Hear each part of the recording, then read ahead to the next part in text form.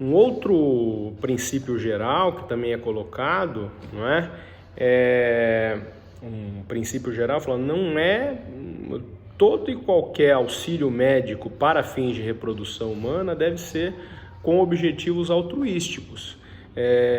Deve-se buscar a fecundação tão somente voltada à procriação humana. Vedado todo e qualquer tipo de iniciativa que busque uma seleção natural ou ótima do filho que está por nascer. Por exemplo, recomenda-se, ou na verdade a resolução proíbe toda e qualquer técnica de favorecimento de escolha de sexo, para evitar todo e qualquer tipo de seleção natural para aqueles que querem nascer. Também tem uma preocupação geral dentro dessa proposta do Conselho Federal de Medicina, que é o uso do diagnóstico pré-implantacional. O que significa isso? Será que, ao contrário dos outros países, não é?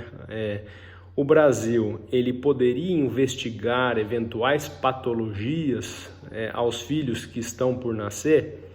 Essa é uma discussão que o Conselho Federal de Medicina travou durante anos. E hoje, vocês me perguntem depois, até quem tiver interesse no desdobramento desse tema. Mas hoje, por opção do Conselho Federal de Medicina, admite diagnósticos pré-implantacionais apenas em hipóteses específicas, como, por exemplo, investigações aos casais que já se submeteram a técnicas de reprodução assistida, que tiveram alguma patologia num filho nascido de técnica de reprodução. Então, só esses casais seria autorizado a elaboração de um diagnóstico pré-implantacional, que nada mais é do que uma iniciativa probabilística, não é? De saber se o feto nascerá ou não com alguma patologia. O provimento também estabelece limitação de números de implantação, não é? Limita-se até 4 embriões a serem implantados e faz-se uma escala proporcional. Quanto menor a idade, maior é a probabilidade da implantação vingar. Então, neste caso, admite-se, por exemplo, que mulheres até 35 anos, 2 embriões. De 36 a 39, 3 embriões. E acima de 40, 4 embriões poderiam ser implantados. Até uma discussão. E se nasceu mais de 4 embriões, não é? Isso estaria... A clínica poderia ser alvo de uma ação de responsabilidade civil? Essa é uma discussão que aconteceu na Itália. É uma ação de indenização por filhos indesejados por técnica de reprodução assistida.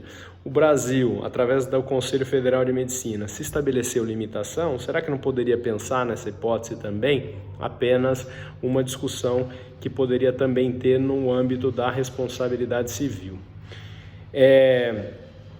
Uma outra questão, não é, que é trazida pela reprodução assistida, pelo provimento 2168, a respeito da doação do material genético.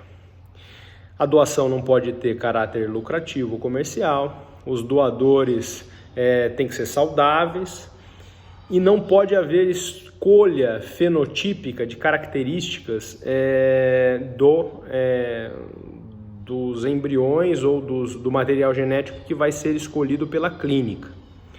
Mas uma grande discussão é esta discussão que eu propus para vocês refletirem, e aí eu espero de vocês uma resposta a partir do conhecimento de vocês de família, de direito de família e direito de personalidade, algo que a gente tem trabalhado desde o início da nossa aula.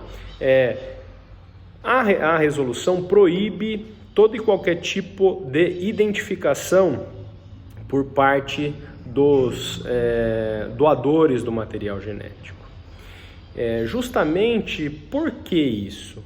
Justamente por partir da premissa de que, estando diante de técnicas de reprodução assistida, a ciência tem que atuar em prol da obtenção da filiação do jeito mais natural possível. E mais, quando se quer a técnica de reprodução assistida, já se parte do pressuposto que nós não estamos diante de uma filiação natural.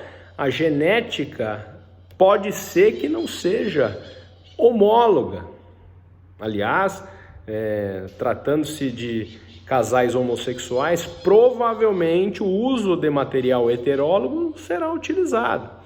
Então, na reprodução assistida, parte-se do pressuposto que não é desejável o uso da identidade de DNA.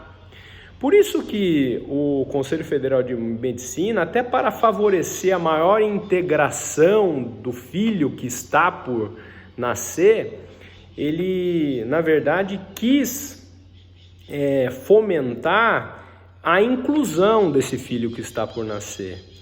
Por isso, a ideia de total isenção e deixar anônimo o doador do material genético. Só que nós temos um problema. O artigo 48 do Estatuto da Criança e do Adolescente prescreve o direito ao adotado, o direito de conhecer a sua origem biológica e acesso irrestrito ao processo de adoção quando ele completar 18 anos.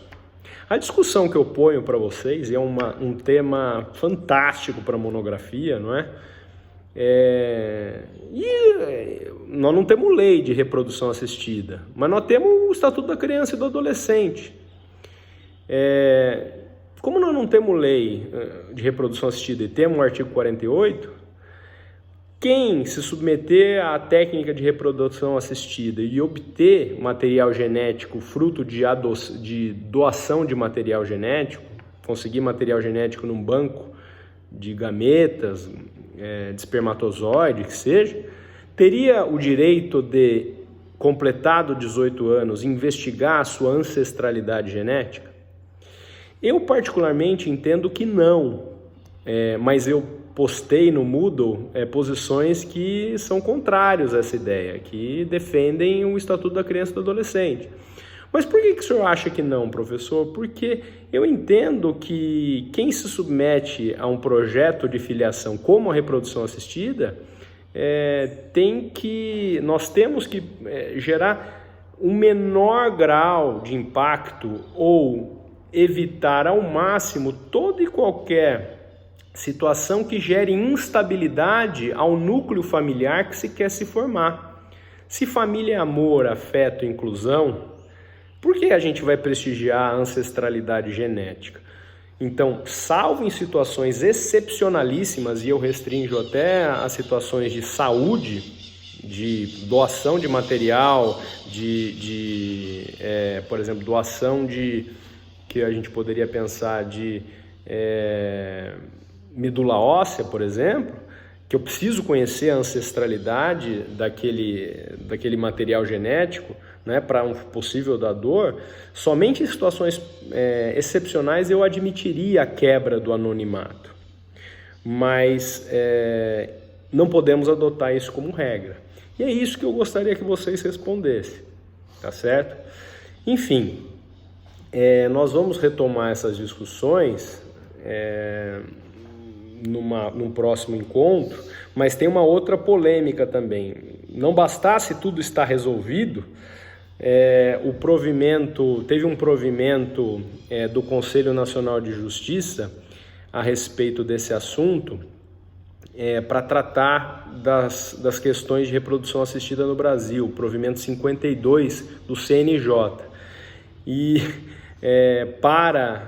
na certidão de nascimento tinha que estar incluído o nome do doador do material genético para as famílias, para a certidão de nascimento das crianças nascidas em técnica de reprodução assistida.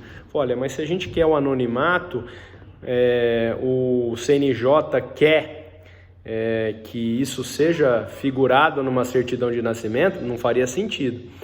Mas hoje o CNJ reviu essa posição, não é mais obrigatório a inclusão dessa certificação na certidão de nascimento dos filhos nascidos de reprodução assistida, mas a polêmica existe. Eu tenho ou não direito a conhecer a minha origem genética se eu sou nascido de uma técnica de reprodução assistida? Isso deriva do meu direito de personalidade ou não? O Estado brasileiro quer isso ou não? E a falta de legislação específica a respeito só dificulta a nossa matéria. A discussão não é simples, mas é necessária. Espero que vocês gostem, achem interessante essa discussão e estudem essa matéria sem prejuízo das nossas reflexões pessoais em sala de aula, ok? Fiquem bem, espero que vocês estejam bem, se cuidem e até uma outra oportunidade, ok?